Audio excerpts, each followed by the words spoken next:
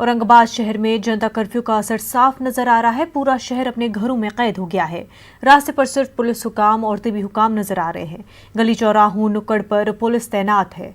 बैरून शहर से आने वाले अफराद की तिबी जांच की जा रही है। ये जांच म्युनिसिपल कॉरपोरेशन के हुकाम कर रहे हैं।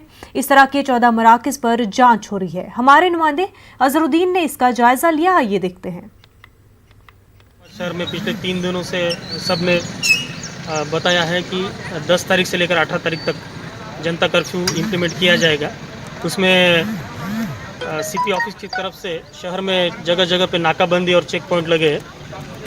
21 पॉइंट्स तकरीबन पुलिस स्टेशन ट्रैफिक के और एक्सक्लूसिव ट्रैफिक के 12 पॉइंट्स लगे हैं। यहाँ पर इनफ फोर्स प्रोवाइड किया गया है और जो कुछ डायरेक्शंस 144 के तहत निकाली गई है उसमें 2 व्हीलर पे सिर्फ सिंगल ही अलाउड किया गया है। वो भी अगर सरकारी कर्मचारी है, कुछ इसेंशियल सर्विसेज जो कुछ एग्जेम्पशन जिनको दिया है उनको अलाउड किया गया है। औरंगाबाद में सख्त कर्फ्यू पर अमल जारी है। ये कर्फ्यू 10 जुलाई से 18 जुलाई तक नाफिज रहेगा। इस वक्त हम औरंगाबाद के हरसुल टी पॉइंट पर खड़े हैं। आप देख सकते हैं मेरे पीछे बैरिकेड लगे हुए हैं। यहाँ पुलिस हुकाम पूरी तरह से चौकस है। ये लोग हर आने जाने वाले को चेक कर रहे हैं।